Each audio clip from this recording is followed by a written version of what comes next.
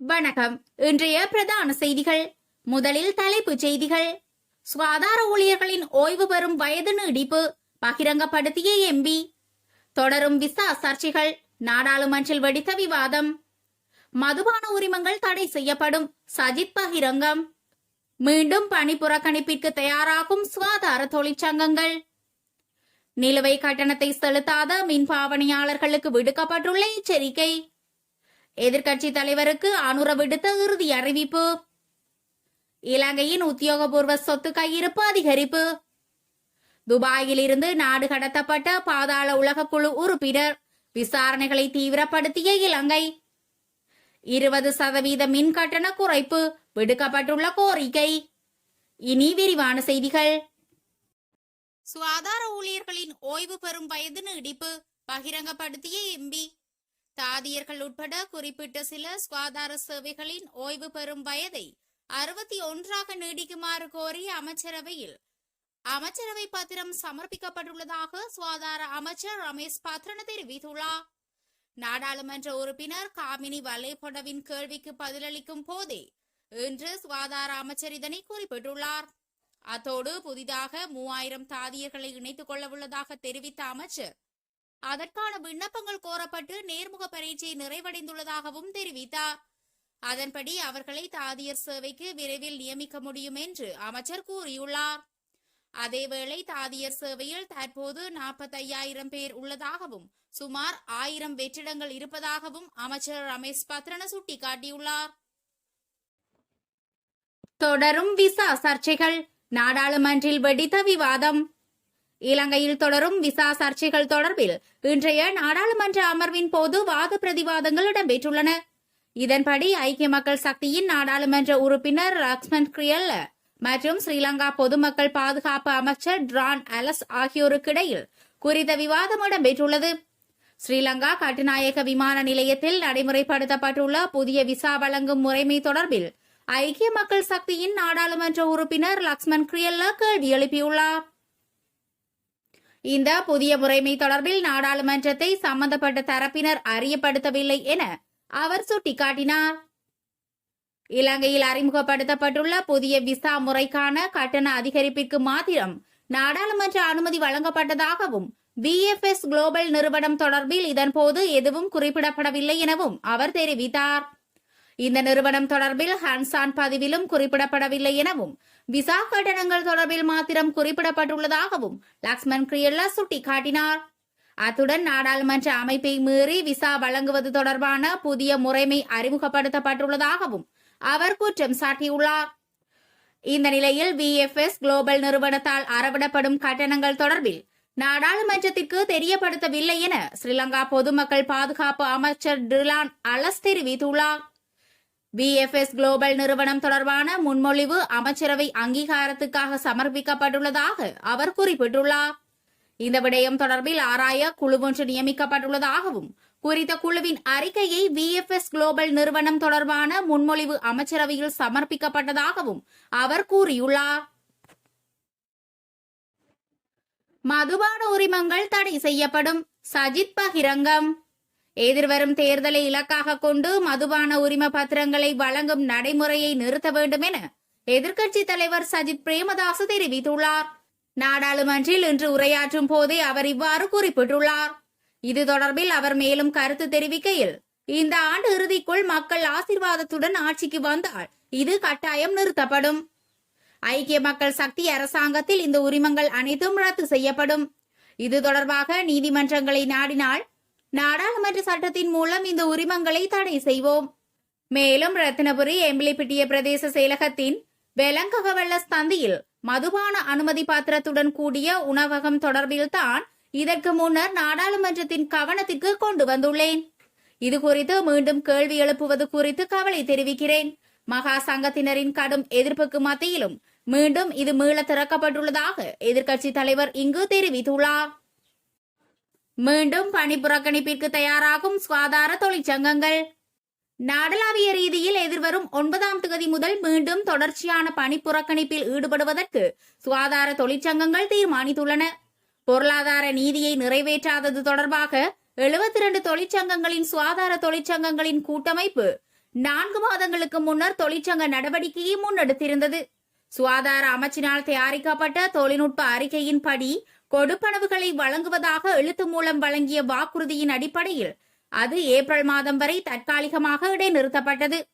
எனினும் இதுவரையில் அந்த வாக்குறுதி உரிய முறையில் நிறைவேற்றப்படாததால் மீண்டும் தொழிற்சங்க நடவடிக்கையில் ஈடுபட தீர்மானித்ததாக சுகாதார தொழிற்சங்கங்களின் கூட்டமைப்பின் இணை ஏற்பாட்டாளர் ஷானக தர்ம விக்ரம தெரிவித்தார். இதன்படி நோயாளர்களுக்கு ஏற்படும் பாதிப்பினை கருத்தில் கொண்டு நாடு தழுவிய பணி புறக்கணிப்பு போராட்டத்தை ஆரம்பிப்பதற்கு பதிலாக மாகாண ரீதியாக அனைத்து வைத்தியசாலைகள் மற்றும் சுகாதார நிலையங்களை கடமையில் இருந்து வெளியேறும் தொழிற்சங்க நடவடிக்கையை எதிர்வரும் 9ஆம் தேதி முதல் ஆரம்பிக்க தீர்மானிக்கப்பட்டுள்ளது. இந்த நிலையில் தொழிற்சங்க நடவடிக்கைகளை செயற்படுத்தும் மாகாணங்களின் விவரங்கள் பின்வருமாறு வெளியிடப்பட்டுள்ளது.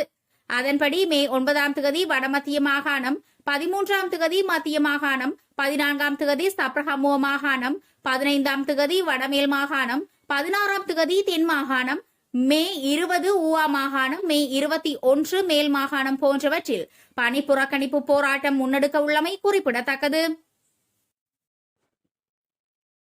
நிலுவை கட்டணத்தை செலுத்தாத மின் பாவனையாளர்களுக்கு விடுக்கப்பட்டுள்ள எச்சரிக்கை. மின் விநியோகம் துண்டிக்கப்பட்டு 90 நாட்களுக்குள் மீள் இணைப்பை பெற்றுக் கொள்ளாத மின் பாவனையாளர்களின் மின் கணக்கு ரத்து செய்யப்பட்டு மின் விநியோகம் முழுமையாக துண்டிக்கப்படும் என மின்சக்தி மற்றும் வலுசக்தி அமைச்சர் காஞ்சன விஜயசேகர தெரிவித்துள்ளார். நாடாளுமன்றத்தில் இன்று இடம்பெற்ற அமர்வின் போது எதிர்க்கட்சியின் உறுப்பினரான கெவிந்து குமாரதுங்க முன்வைத்த கேள்விகளுக்கு பதிலளிக்கையிலேயே மேற்கண்டவாறு குறிப்பிட்டார். இதுகுறித்து அவர் மேலும் தெரிவித்ததாவது: 2022ஆம் ஆண்டு மே மாதம் 14ஆம் தேதிக்கு முன்னரான காலப்பகுதியில் 70 லட்சம் மின் பாவனையாளர்கள் மின் விநியோக கட்டமைப்பில் பாதிக்கப்பட்டிருந்தார்கள். பல மணித்தியாலங்கள் மின் விநியோக துண்டிப்பு நடைமுறைப்படுத்தப்பட்டன. நாட்டில் ஏற்பட்ட ஆட்சி மாற்றத்தை தொடர்ந்து மின் கட்டமைப்பில் கொள்கை ரீதியில் மாற்றம் ஏற்படுத்தப்பட்டது. மின் விநியோக கட்டமைப்பின் கொள்கை திருத்தம் செய்யப்பட்டதால் தற்போது பாரிய முன்னேற்றம் ஏற்பட்டுள்ளது.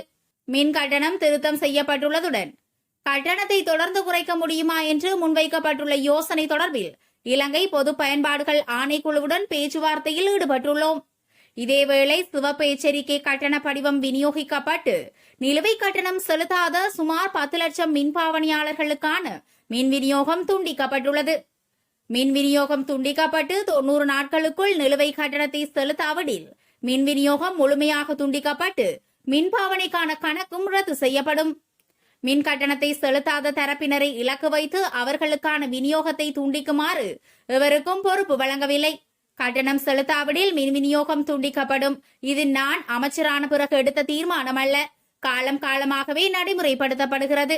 அத்துடன் சிவப்பு எச்சரிக்கை கட்டண படிவம் வழங்கப்பட்டு கட்டணம் செலுத்துவதற்கு கால அவகாசம் வழங்கப்படும். அந்த காலப்பகுதிக்குள் கட்டணத்தை செலுத்தாவிடில் மின் விநியோகம் துண்டிக்கப்படும்.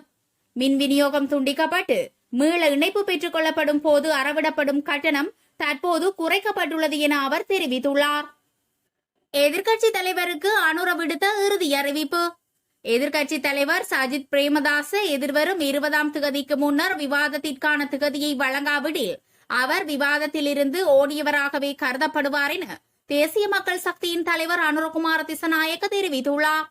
குறித்த விவாதத்திற்கு இம்மாதம் 7, 9, 13 அல்லது 14ஆம் திகதிகளை வழங்கியதாகவும் ஆனால் அதற்குரிய பதில்களை எதிர்க்கட்சித் தலைவர் வழங்கவில்லை என்றும் அனுரகுமார குறிப்பிட்டுள்ளார்.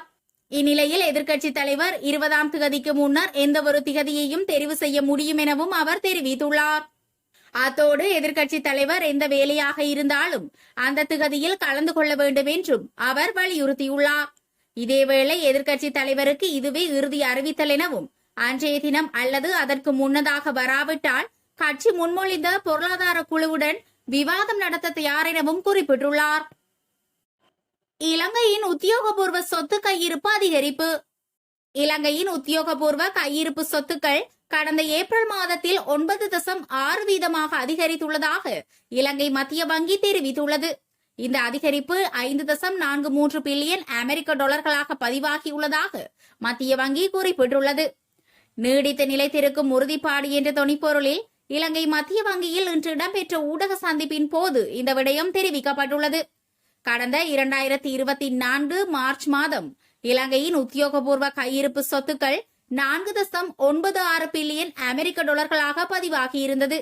இதேவேளை நிதி பரிமாற்ற ஒப்பந்தத்தின் கீழ் சீனா வழங்கிய 1.4 பில்லியன் டாலர்களும் இதில் உள்ளடங்குவதாக இலங்கை மத்திய வங்கி சுட்டிக்காட்டியுள்ளது. துபாயில் இருந்து நாடு கடத்தப்பட்ட பாதாள உலக குழு உறுப்பினர் விசாரணைகளை தீவிரப்படுத்திய இலங்கை. துபாயில் தலைமறைவாகியிருந்த போதைப்பொருள் வர்த்தகரும் பாதாள உலக குழு உறுப்பினருமான மன்னர் ரமேஷ் எனப்படும் முதியன் சலாக ரமேஷ் பிரியஜன இன்று அதிகாலை இலங்கைக்கு அழைத்து வரப்பட்டுள்ளார். சர்வதேச காவல்துறையினரால் பிறப்பிக்கப்பட்ட சிவப்பு பிடியாணைக்கமைய அவர் அண்மையில் கைது செய்யப்பட்டிருந்த நிலையில் தற்போது குறித்த நாடு கடத்தும் நடவடிக்கை மேற்கொள்ளப்பட்டுள்ளது. சார்ஜாவில் இருந்து துபாய் நோக்கி மகளூந்தில் பயணித்துக் கொண்டிருந்த போது போதைப்பொருள் வர்த்தகரும் பாதாள குழு உறுப்பினருமான மன்னர் ரமேஷ் எனப்படும் முதியன் சலாஹே ரமேஷ் பிரியச்சன கைது செய்யப்பட்டிருந்தார். கைது செய்யப்பட்டவரை இலங்கைக்கு அழைத்து வருவதற்காக ஸ்ரீலங்கா குற்றப்புலனாய்வு திணைக்களத்தின் அதிகாரிகள் குழு ஒன்று அண்மையில் துபாய்க்கு பயணம் செய்திருந்தது. இவர் இன்று இலங்கைக்கு நாடு கடத்தப்பட்டுள்ள நிலையில் மேலதிக விசாரணைகளை ஸ்ரீலங்கா குற்றப்புலனாய்வு திணைக்களத்தினர் ஆரம்பித்துள்ளனர். 20% மின் கட்டண குறைப்பு விடுக்கப்பட்டுள்ள கோரிக்கை. நாட்டில் மின் கட்டணத்தை மேலும் 20% குறைக்க பொது பயன்பாட்டு ஆணைக்குழு மற்றும் மின்சார சபைக்கு பரிந்துரைக்கப்பட்டுள்ளது. குறித்த தகவலை துறைசார் மேற்பார்வைக்கான நாடாளுமன்ற குழுவின் தலைவர் காமினி வலைபொட தெரிவித்துள்ளார். இதன் மூலம் மக்களின் பொருளாதார சிரமங்களை ஓரளவு குறைக்க முடியும் என அவர் குறிப்பிட்டுள்ளார். மின் கட்டண குறைப்பு தொடர்பில் அவர் மேலும் குறிப்பிடுகையில், இலங்கை மின்சார சபை கடந்த 3 மாதங்களில் 8200 கோடி ரூபாய் லாபம் ஈட்டியுள்ளது. இந்த நிலையில் பொருளாதார நெருக்கடியை குறைப்பதற்காக துறைசார் மேற்பார்வைக்கான நாடாளுமன்ற குழுவானது மின் கட்டணத்தை மேலும் 20% குறைக்க பரிந்துரைத்துள்ளது. மின்சார சபைக்கு கிடைத்த லாபத்தை கருத்தில் கொண்டு பொது பயன்பாட்டு ஆணைக்குழு மற்றும் மின்சார சபை என்பன உடனடி நடவடிக்கை எடுக்க வேண்டும் என குழுவின் தலைவர் வேண்டுகோள் விடுத்துள்ளார்.